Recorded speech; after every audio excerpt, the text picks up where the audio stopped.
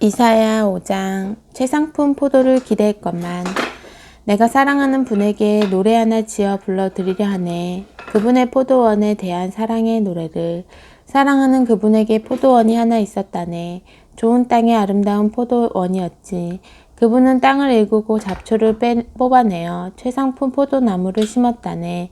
망대를 세우고 포도주 짜는 곳도 만들었지.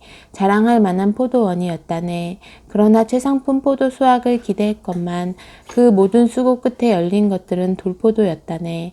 너희 예루살렘과 유대에 사는 자들아, 이제 내가 하는 말을 잘 들어라. 나와 내 포도원 사이의 일을 한번 판단해 보아라. 내가 내 포도원을 위해 할 수 있었으면서도 하지 않은 일이 어디 하나라도 있었느냐? 좋은 포도를 기대했는데 쓴 포도만을 수확한 것은 어째서란 말이냐. 좋다. 이제 내가 내 포도원을 어떻게 할지 너희에게 말해주겠다. 나는 그 울타리를 허물고 그곳을 폐허로 만들 것이다. 그 문을 부서뜨려 마구 짓밟히게 할 것이다. 그곳을 잡초밭, 버려진 땅, 엉겅퀴와 가시만 무성한 곳이 되게 할 것이다. 내가 구름을 향해 다시는 저 포도원에 비를 내리지 말라고 명령을 내릴 것이다. 너희는 알아들었느냐? 만군의 하나님의 포도원은 바로 이스라엘 나라다. 그분이 그토록 자랑스러워했던 그 정원은 바로 유다의 모든 자들이다. 그분은 정의를 수확하기를 바라셨지만 보이는 것이라곤 서로 죽이는 모습뿐이었다. 의를 거두기를 바라셨지만 들리는 것이라곤 희생자들의 애통소리뿐이었다. 이스라엘에 대한 재앙, 집들을 있는 대로 사들이고 땅을 독차지하는 너희에게 화가 있으리라. 너희는 이전 주인들을 다 쫓아내고서 출입금지 편말을 붙여놓고 나라 전체를 장악했다. 모두를 집없고 땅 없는 이들로 만들어버린다. 나는 만군의 하나님께서 말씀하시는 소리를 들었다. 으리으리한 집들 다 텅텅 비게 될 것이다. 호화롭던 사유지들 다 폐허가 될 것이다. 만평이나 되는 포도원에서 고작 포도주 1리터가 나고 10마리나 되는 씨에서 겨우 곡식 한 말밖에 나지 않을 것이다. 아침 일찍 일어나서 아침밥도 먹기 전에 술잔을 들고 밤이 새도록 코가 삐뚤어져라 마셔대는 너희 자들에게 화가 있으리라. 그들은 술자리에 하프와 프루트와 충분한 포도주에는 마음은 쓰면서도 하나님의 일, 그분이 하시는 일에는 아무 관심이 없다. 내 백성이 포로가 된 것은 바로 이 때문이다. 그들의 무지 때문이다. 거물들이 굶어 죽고 서민들은 목말라 죽을 것이다. 식욕이 커질 대로 커진 수월이 닥치는 대로 사람들을 집어삼킬 것이다. 거물들, 서민들 할 것 없이 모두가 그 식도를 따라 굴러 떨어질 것이다. 주정뱅이는 더 말할 것도 없다. 밑바닥 인생들이나 지체 높은 자들이나 매한가지다. 기세 등등하던 자들이 구멍난 방관자처럼 쪼그라들 것이다. 그러나 만군의 하나님께서 정의를 행하심으로 산이 되실 것이다. 거룩하신 하나님께서 의를 행하심으로 거룩이 무엇인지 보여주실 것이다. 그러고 나면 어린 양들이 마치 제 땅인 양 그곳에서 풀을 뜯고 아이들과 송아지들이 제 집인 듯 그 폐허에서 편안하게 살 것이다. 거짓말로 악을 팔고 죄를 한 트럭씩 시장에 내다 파는 너희, 하나님은 대체 뭐하고 계시나? 우리가 볼 수 있게 좀 움직여 보시라고 해봐. 이스라엘의 거룩한 분이라는 그가 대체 뭘 하시려는지 알고 싶다고 말하는 너희에게 화가 있으리라. 악을 선이라 선을 악이라 부르고 빛을 어둠으로 어둠을 빛으로 대체하며 단 것을 쓴 것으로 쓴 것을 단 것으로 바꾸는 너희에게 화가 있으리라. 스스로를 똑똑하다고 대단하다고 여기는 너희에게 화가 있으리라. 너희가 잘하는 것이라곤 술 마시는 일이 전부다. 술 마시기 대회 챔피언 트로피나 모으는 너희. 범죄자에게서 뇌물을 받아 먹고서는 죄 없는 이들의 권리를 짓밟는다. 그러나 그들 무사하지 못하리라. 불의 나무가 그루타기까지 타버리고 마른 풀이 연기가 되어 사라지듯 그들의 영혼이 쭈그러지고 그들이 이룬 것들도 다 허물어져 먼지가 될 것이다. 그들이 만군의 하나님의 계시를 거부했고 이스라엘의 거룩하신 분에게 아무 관심도 없었기 때문이다. 그러므로 하나님께서 당신의 백성을 향해 불같이 노하시고 손을 들어 그들을 때려 눕히셨다. 그들의 시체가 거리에 쌓일 때 산들이 몸을 떨었다. 그러나 그분의 진노는 아직 풀리지 않았고 또다시 찌시려고 주먹을 높이 들고 계신다. 그분께서 깃발을 들어 먼 나라에 신호를 보내신다. 휘파람을 불어 땅끝의 민족들을 불러들이신다. 그러자 저기 그들이 온다. 달려온다. 굼뜬 자, 비틀거리는 자, 조는 자, 꾸물거리는 자 하나 없다. 군복에 허리띠 동이고 광이 나는 군화는 끈이 질끈 매어 있다. 그들의 화살은 날카롭고 활의 줄이 팽팽하게 당겨 있다. 말 발굽에 편자가 박혀 있고 전차 바퀴는 기름칠이 되어 있다.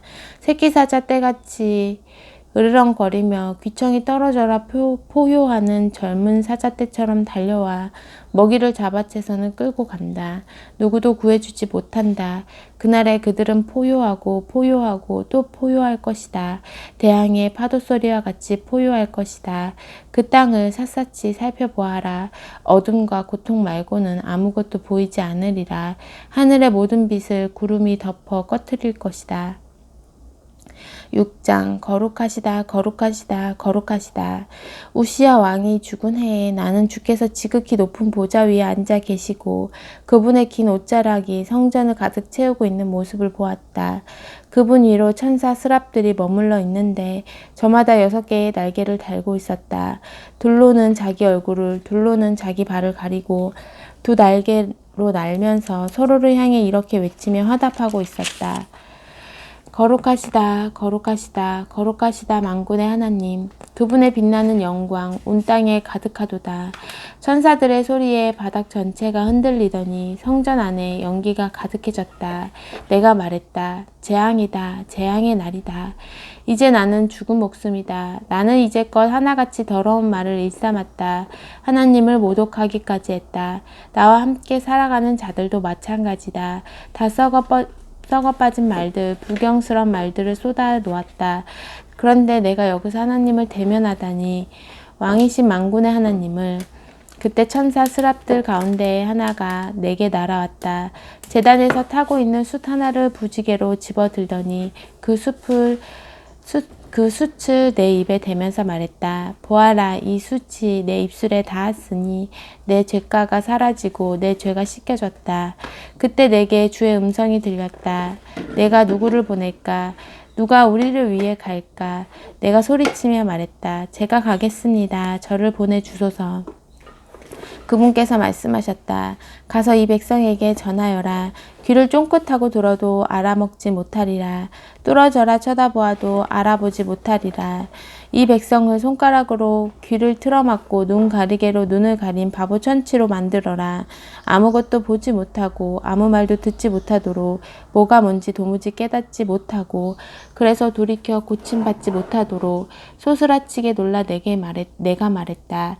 그런데 주님 언제까지 그렇게 하시렵니까? 그분께서 말씀하셨다. 성읍들이 텅 비어 사람 하나 남지 않게 될 때까지, 집들이 텅 비어 구석구석 황무지가 될 때까지, 나 하나님이 사람들을 모조리 멀리 쫓아내어 땅이 완전히 텅 빌 때까지다. 설령 10분의 1 정도가 살아남는다 해도 그들에게 다시금 참화가 덮칠 것이다. 이 나라는 나무들이 다 잘려나간 소나무 숲, 상수리나무 숲 같을 것이다. 구루터기들만 남은 거대한 구루터기 밭이 될 것이다. 그러나 그 구루터기 안에는 거룩한 씨가 담겨 있다. 7장 한 처녀가 아들을 낳을 것이다.